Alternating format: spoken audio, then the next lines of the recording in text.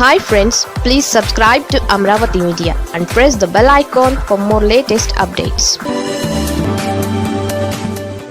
రాజకీయంగా తనకు తానే బద్నాం చేసుకుంటున్న పవన్ కళ్యాణ్ మాటలు విన్నప్పుడు ఎవరికైనా తోచేది ఏంటంటే తమ మనసులో ఉన్నది ఆయన నోటి నుంచి చెబుతున్నారని. సగటు మనిషి ఏదైతే అనుకుంటాడో అది పవన్ చెబుతున్నారు. అయితే పవన్ సగటు మనిషి కాదు, ఆయన సినీ రంగంలో తిరుగులేని సూపర్ స్టార్. ఇక రాజకీయ రంగంలో చూస్తే జనసేన అధినేత, అలాగే ఉప ముఖ్యమంత్రి హోదాలో ఉన్నారు. దాంతో పవన్ అందరిలా మాట్లాడితే అసలు బాగోదు. ఆయన ఆచితూచి మాత్రమే మాట్లాడాలి. అంతేకాదు ఆయన ప్రతి మాట వెనుక హోదా, ఆయన ఇమేజ్ అన్నీ మిళితమై ఉంటాయని కూడా గుర్తుపెట్టుకుని మాట్లాడాల్సి ఉంటుంది. లేకపోతే అదే ఆయన రాజకీయ జీవితం మీద కూడా ప్రభావం చూపిస్తుంది అన్న విశ్లేషణలు ఉన్నాయి. రాజకీయాలు అంటేనే బోలెడు ఉంటాయి. ఉన్నది ఉన్నట్లుగా మాట్లాడితే బహు కష్టం. ఒక మాటకు 1000 అర్థాలు పరమార్థాలు ఈ సోషల్ మీడియా యుగంలో తీస్తారు.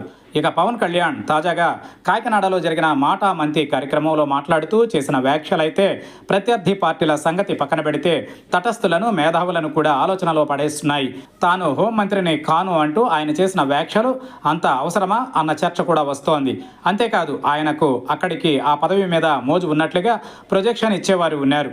మరోవైపు చూస్తే ప్రీతి సుగాలి కేసును కూడా ఆయన ఆ సమావేశంలో లేవనెత్తి వివరణ ఇవ్వడం వల్ల కూడా కొత్త ఇబ్బందులు వచ్చాయని అంటున్నారు. ఇక విజయవాడలో జరిగిన ఒక యువకుడు అదృశ్యం కేసులో కూడా పవన్ ఎక్కువగానే మాట్లాడారని అంటున్నవారు ఉన్నారు. ఒక బలమైన సామాజిక వర్గానికి పదే పదే ఇబ్బంది కలిగేలా పవన్ తరచూ చేస్తున్న వ్యాఖ్యలు కూడా పార్టీకి మేలు చేసేవి కావనే సూచనలు హితైషుల నుంచే వస్తున్నాయని అంటున్నారు. ఆయన చేతిలో పవర్ ఉంది. ఆయన ఏం చేయదలుచుకున్నా అధికారులను ఆదేశించగలరు, సమీక్షలు చేయగలరు. అలాగే తాను ఏం చెబుతున్నారో అది చాలా మౌనంగా చేసుకుని పోవచ్చు. చట్టం తన పని తాను చేస్తుంది అన్న తరహాలో పవన్ అధికార తీరు కొనసాగించవచ్చు. కానీ ఆయన ఇంకా వెనుకటి ప్రతిపక్ష పాత్ర మాదిరిగానే విమర్శలు, హెచ్చరికలు చేయడం మాత్రం కొంత ఇబ్బందిగానే ఉందని అంటున్నారు. నిజానికి వేరే రంగంలో నుంచి వచ్చిన వారికి ట్రెడిషనల్ పాలిటిక్స్ అన్నవి అంత సులువుగా వంటబట్టవు.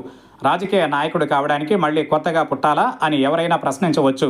కానీ పుట్టనక్కరలేదు. కానీ సాధన చేయాల్సి ఉంటుంది, చాలా నేర్చుకోవాల్సి ఉంటుంది. ఎందుకంటే కోట్లాది మంది ప్రజలతో ముడిపడి ఉన్న వ్యవహారం ఇది.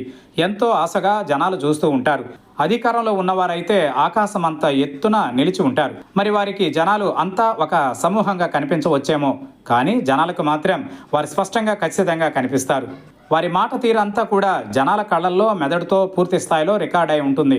జనాలది ఏముందిలే అనుకోవచ్చు, కానీ ప్రజాస్వామ్యంలో వారే ప్రభువులు. మౌనంగా వారు ఈ రోజున ఉండొచ్చు, సరైన సమయంలో తమ అధికారాలను వారు చూపిస్తారు. అందువల్ల అధికారంలో ఉన్నవారు కోటి కాంతుల వెలుగులో ఉన్నట్లు లెక్క. అందుకే వారు మరీ జాగ్రత్త పడాల్సి ఉంటుంది. తాను పారదర్శకంగా ఉన్నాను అని నాయకులు బోళాగా మాట్లాడవచ్చు, కానీ జనాలకు అది వేరే విధంగా రీసౌండ్ చేస్తుంది. సో జనసేనాని అయితే రాజకీయ లౌక్యం ఇంకా నేర్చుకోవాల్సి ఉందని మాత్రం అంతా అంటున్నారు.